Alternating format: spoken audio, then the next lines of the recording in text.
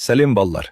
Бүгін біз адам ағзасындағы ең маңызды үдерістердің бірі газ алмасудың қалай жүретінін көріп үйренеміз.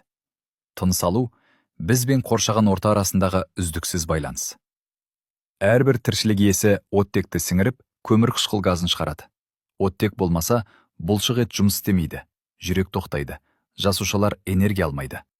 Ағзада оттектің қоры болмайды, сондықтан біз үнемі тыныс алып тұрамыз. Тыныс алу мүшелеріне мұрын қуысы, жұтқыншақ, көмей, кеңірдек, бронхолар және өкпе жатады. Бұлардың барлығы ауаны тазалау, жылыту және өкпеге жеткізу қызметін атқарады. Ауа өкпеге бронхолар арқылы жетеді. Бронхиолалардың ұшында кішкентай көпіршіктер, альвеолалар бар. Әр альвеоланы нәзік қан капиллярлары торлап жатады. Альвеолаға келген вена қанында көмірқышқыл газы көп болады. Гемоглобин көмірқышқыл газын беріп, оның орнына оттекті қосып алады. Осылай артерия қаны түзіледі. Атмосферада 21% оттек болса, тыныс шығарғанда ол 16%-ға дейін азаяды. Ал көмірқышқыл газы 0,3%-тан 4%-ға дейін көбейеді. Оттекке қаныққан қан үлкен қан айналым шеңбері арқылы бүкіл ағзаға тарайды. Ол миллиардтаған жасушаны энергиямен қамтамасыз етеді. Ұлпаларда оттек көп аймақтан аз аймаққа қарай диффузия арқылы өтеді. Ол жасуша цитоплазмасына еніп, митохондрияда энергия өндіру үшін пайдаланылады. Жасушаларда түзілген көмірқышқыл газы керісінше қанға өтеді. Артерия қаны біртіндеп вена қанына айналып, қайтадан өкпеге бағытталады. Өкпеге қайта оралған вена қаны көмірқышқыл газын шығарып, жаңа оттек алады. Осылай газ алмасу тоқтаусыз жалғасады.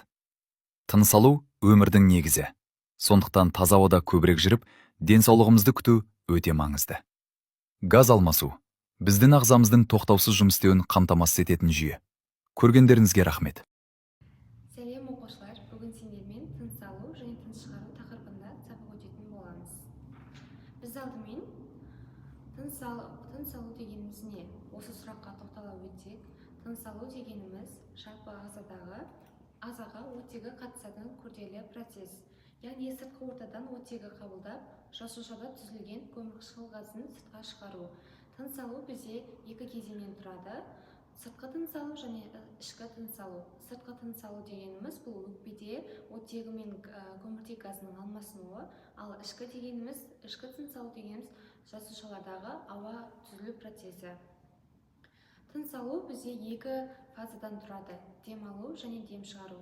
Демалу дегеніміз бұл жалпы ағзадағы қабырға аралық бұлшықеттер жиырылып, өкпеге қарай ауа кіреді, сол демалу. Ал дем шығару дегеніміз бұлшықеттер босаңсып, ауа сыртқа шығарылады. Келесі бізде тыныс алу жүйесі мүшелері. Тыныс алу жүйесі мүшелері бізде мұрын қуысы, жұтқыншақ, көмей, кеңірдек, бронхтар және газ алмасу жүйесі өкпеден тұрады. Біз мұрын қуысына тоқтала өтсек, мұрын қуысы бізде қан капиллярлары көп, яғни шыр шығаратын бездері бар болып келеді. Мұрын қуысы ауаны жылытып, ылғалдандырып және тазартып, сілемейлік қабық, шаң тозаң мен микроорганизмдерді ұстап, кірпікшелерді сыртқа шығарады. Және мұрын қуысында жаңағы қан капиллярлары өте көп дедік қой, сол қан капиллярлары жарылған жағдайда мұрнымыз қанайтын болады. Сосын мұрын қуысында бізде мұрын қуысының жоғары жағында, яғни мына жерде бізде иіс сезу рецепторлары орналасқан. Ол иіс сезу рецепторлары ауа молекулалары арқылы иістерді қабылдап, оны жүйке жүйесіне жіберіп отырады. Одан әрі қарай бізде жұтқыншақ. Жұтқыншақ бұл тыныс алу және ас қорыту жүйесінің ортақ бөлігі. Жұтқыншақ ұшы екі тармаққа бөлінеді, яғни бір ұшы өңешке, екінші бір ұшы көмекейге. Жұтқыншақ бізде осы жерде орналасқан. Одан әрі қарай бізде көмей. Көмей бұл шеміршектен түзілген, ең ірісі бізде қалқанша деп аталады. Көмекей тамақты тыныс жолдарына түсірмей, өңешке қарай бағыттайды. Көмейдің қызметі ауаны өкпеге өткізу, дауысты дыбыс шығару, жұтынғанда тыныс жолын қорғау.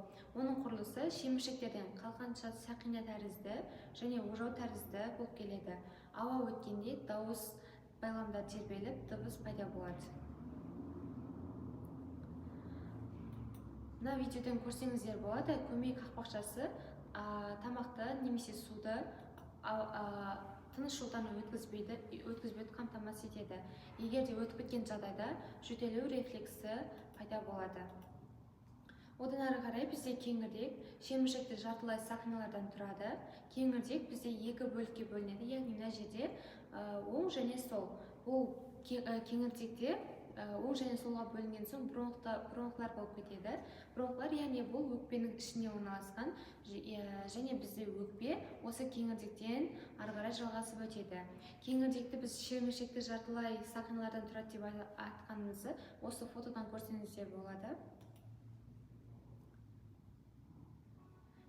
Біз өкпеге тоқтамастан алдын бронхларға тоқтап кетсек болады. Бронхлар дегеніміз кеңірдектен тарайтын ауаны өкпеге жеткізетін тыныс жолдары.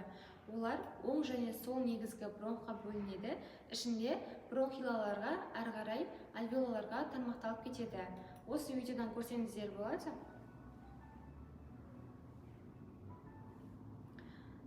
Енді ары қарай бізде өкпе бізде екі бөліктен тұрады. Жалпы өкпе тыныс алу жүйесінің негізгі мүшесі, ол кеуде қуысында орналасқан. Өкпе бізде екі бөліктен тұрады, оң және сол. Оң өкпенің өзі үш бөлікке бөлінеді, ал сол өкпе екі бөлікке бөлінеді. Өкпедегі маңызды қызметі ауаны өткізу және ол альвеолаларға қатысты болып келеді.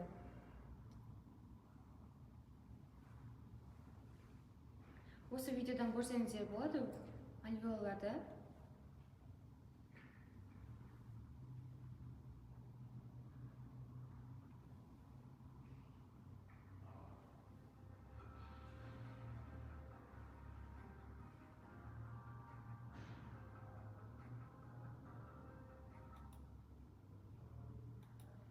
Және осымен біз тапсырмаға өтетін болсақ, бізде бірінші тапсырма сұрақ-жауап тапсырмасы.